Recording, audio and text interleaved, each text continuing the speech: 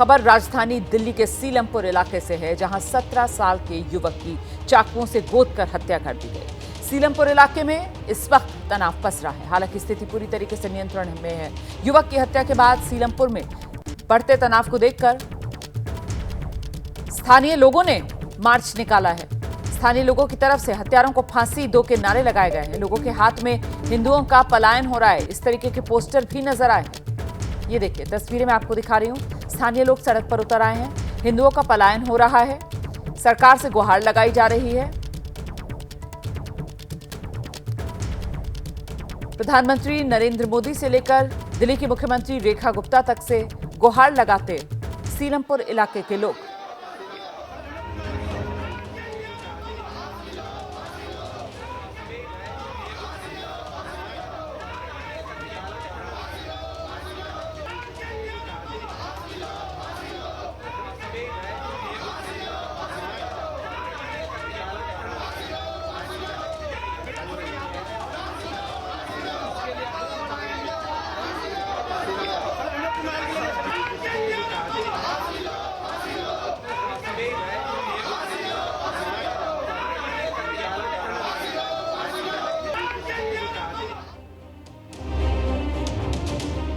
तो पीड़ित परिवार कह रहा है कि उनका बेटा कुणाल दुकान से दूध लेने के लिए गया था। रास्ते में उसे कुछ लोगों ने घेर लिया। पहले विवाद से बात शुरू हुई, गाली गलौज, मारपीट और फिर ताबड़तोड़ चाकुओं से कुणाल पर इस बुरी तरीके से वार किया गया।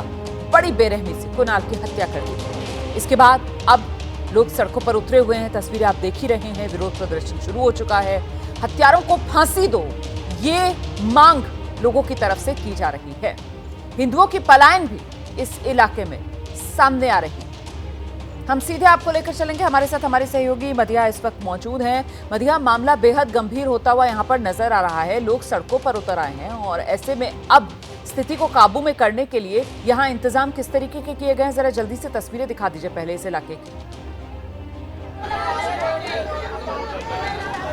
बिल्कुल, एक प्रोटेस्ट मार्च जो है वो कुणाल के घर से लेकर उसी स्पॉट तक किया गया है जहां पर उसकी हत्या की गई थी। और फिलहाल जितने भी इलाके के लोग हैं, जितने भी परिवार के लोग हैं, रिश्तेदार हैं, सभी लोग इस प्रोटेस्ट में शामिल हैं और जस्टिस फॉर कुणाल और साथ ही साथ जो एक बड़ा मुद्दा जिसको सुबह से यहाँ इलाके के लोग उठा रहे हैं वो है पलायन का मुद्दा। उसको लेकर यहाँ पर लोग अब एक प्रोटेस्ट कर रहे हैं और इंसाफ की मांग इस केस में कर रहे हैं। क्या नाम है, क्या मांग कर रहे हैं आप? मैम मेरा नाम रोनित है। वो कुणाल मेरा भतीजा था मैम, मैं उसका चाचा हूँ। और मुझे सर उसकी मौत के जिम्मेदार जो हैं, जो उनके आरोपी हैं, उन्हें सर कड़ी से कड़ी सजा देनी, उन्हें मौत की सजा देनी चाहिए मैम। कल को हमारे साथ भी ऐसा हो सकता है। इतने युवा हैं मैम इस जगह पे। जिस देश का युवा खतरे में है ना मैम, उस देश की हालत बहुत बुरी है मैम। सच बता रहा हूँ मैं आपको। हम देश की राजधानी में रह रहे हैं, उस जगह पर देश का युवा खराब है। तो सोचिए प्रशासन कितना खोखला है, हमारा इंसाफ कितना खोखला। 2012 में मेरे चाचा जी खत्म हुए, उनका हत्यारा आज तक जिंदा है। जो अभी 2-3 साल पहले हमारे रंजीत भाई खत्म हुए, बजरंग दल के कार्यकर्ता थे।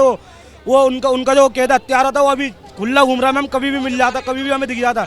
जब उसका मन करे हमारे भी गोली मार सकता है, वो हमारे साथ भी कुछ कर सकता है मैम। मैं प्रशासन से ये बात पूछना चाहता हूँ कि इस देश का युवा खतरे में, तो इस देश का क्या होगा मैम? हमारा न्याय इतना खोखला नहीं हो सकता मैम। न्याय खोखला नहीं हो सकता। देखिए, सबसे बड़ा सवाल जो इस केस से उठ रहा है वो ये कि सीलमपुर इलाका, यहाँ पर क्राइम कोई नई बात नहीं है। वो इसलिए क्योंकि लगातार बहुत सारी ऐसी घटनाएं, ऐसी हत्या की घटनाएं सामने आती हैं, लेकिन पुलिस प्रशासन पर सवाल सीधा खड़ा होता है। ये महत्वपूर्ण बात है मधिया। देखिए, जिस तरीके से यहाँ पर लोगों की नाराजगी सामने निकल कर आ रही है, उससे कहीं ना कहीं कटघरे में लोग अपने गुस्से में खड़ा कर रहे हैं दिल्ली पुलिस को, और कहीं ना कहीं निशाने पर लोगों की दिल्ली पुलिस ही है। दिल्ली पुलिस यहाँ पर लोगों को सुरक्षा देने में सक्षम क्यों नजर नहीं आ रही है? लोगों के मन में दिल्ली पुलिस को लेकर किस तरीके के सवाल हैं, जरा इस पर बात कीजिए मधिया।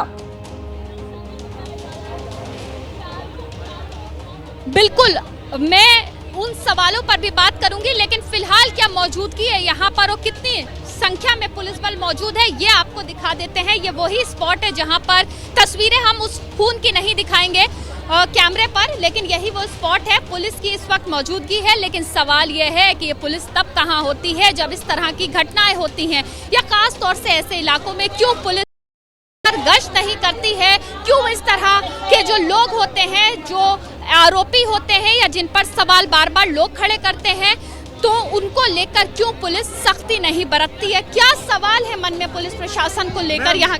मैम मेरा एक ही सवाल है मैम, अगर हम खतरे में हैं तो मैम इस देश का युवा कैसे आगे बढ़ेगा मैम? देश आगे नहीं बढ़ेगा जब देश का युवा खतरे में। मैम कल को मेरे पुलिस को लेकर प्रशासन को लेकर क्या सवाल? पुलिस प्रशासन को लेकर क्या सवाल है आपके मन में? पुलिस प्रशासन को लेकर हमारा ये सवाल है, पुलिस हमारी कोई सुनवाई नहीं करती। हमारे 7 मर्डर हो चुके, 11 समाज के 7 मर्डर हो चुके, ये 7वां मर्डर है। और दिन दिहाड़े दिन में ही घर के सामने मार मार के जा रहे हैं और कोई सुनवाई नहीं है। पुलिस आती है बाद में जब सारा काम हो जाता है।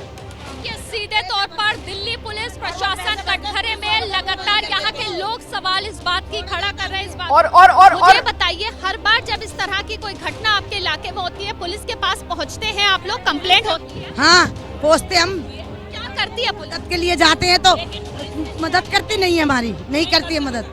हम मदद के लिए जाते हैं, रोते हैं, गिड़गिड़ाते हैं और वो बस पैसे भर देते हैं, लेकिन हमारा इंसाफ नहीं मिलता है। मैडम कुणाल की मौत का हमें इंसाफ चाहिए, हेडक्वार्टर चाहिए हमें। यहाँ पे पुलिस बिका हुआ है, यहाँ पुलिस वालों को सबको पता है कि कौन क्या है कौन क्या नहीं, किसने मारा किसने नहीं मारा, क्योंकि सबको जानते हैं। पुलिस वाले पैसे लेते हैं, यहाँ से तुरंत छोड़ देते हैं और हम जाते हैं तो हमारी कोई सुनवाई नहीं होती है।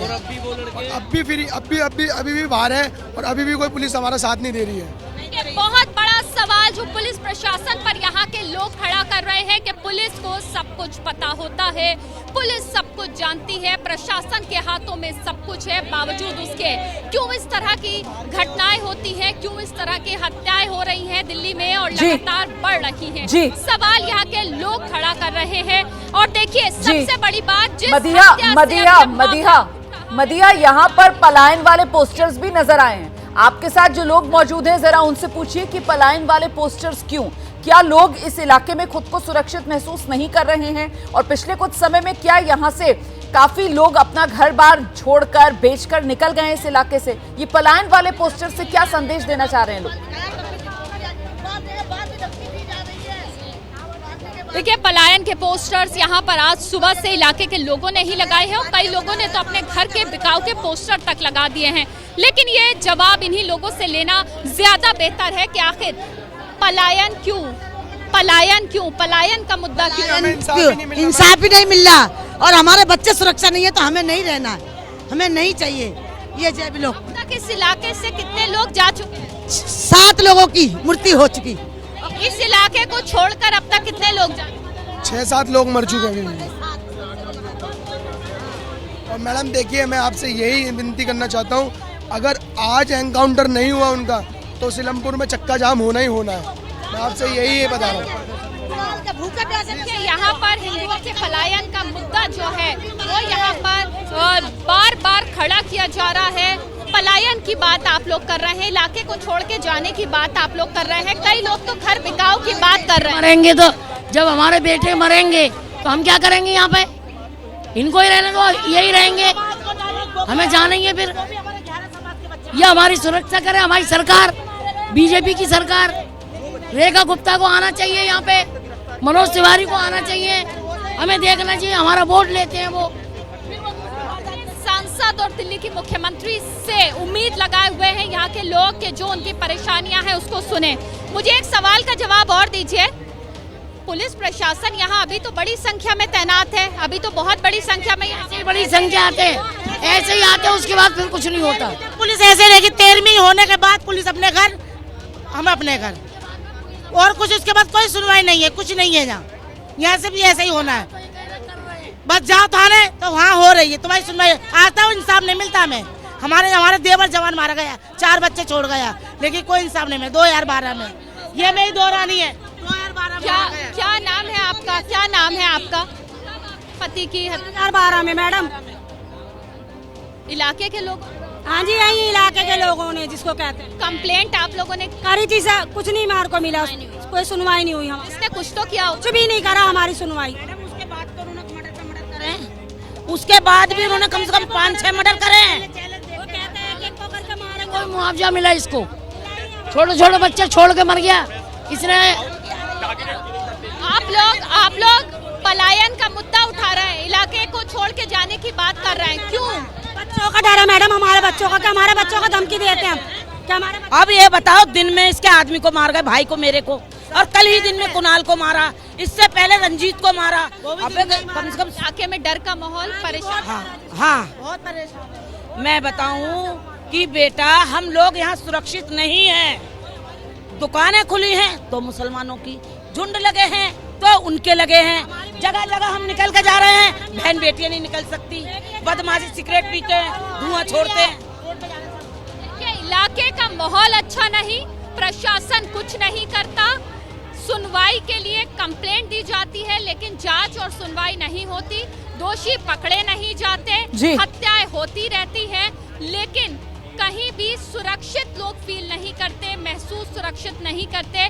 यही वजह है कि यहाँ के लोगों ने इस घटना के बाद, इस हत्या के बाद जो दिन दहाड़े हुई है, कई सारे सवालों को खड़ा किया है। अब देखना यह है कि आखिर वो पुलिस प्रशासन जो इस वक्त इस इलाके में, इस जगह पर बड़ी संख्या में तैनात है, वो पुलिस प्रशासन इस मामले में कहां तक पहुंचता है, आरोपियों को कितनी जल्दी पकड़ता है और कितनी जल्दी कार्रवाई करता है। ना सिर्फ इस बिल्कुल, बहुत से सवाल हैं और सवालों के कटघरे में इस वक्त पुलिस प्रशासन खड़ा हुआ नजर आ रहा है और ये सवाल जो है वो स्थानीय लोग या यूं कहें वो भुक्तभोगियों की तरफ से उठाया जा रहा है, जो पिछले कई साल से यहाँ इस इलाके में दहशत के माहौल में रहने को मजबूर है और अब बेबसी के चलते सड़क पर उतर आए हैं हाथ में पलायन वाले पोस्टर लेकर।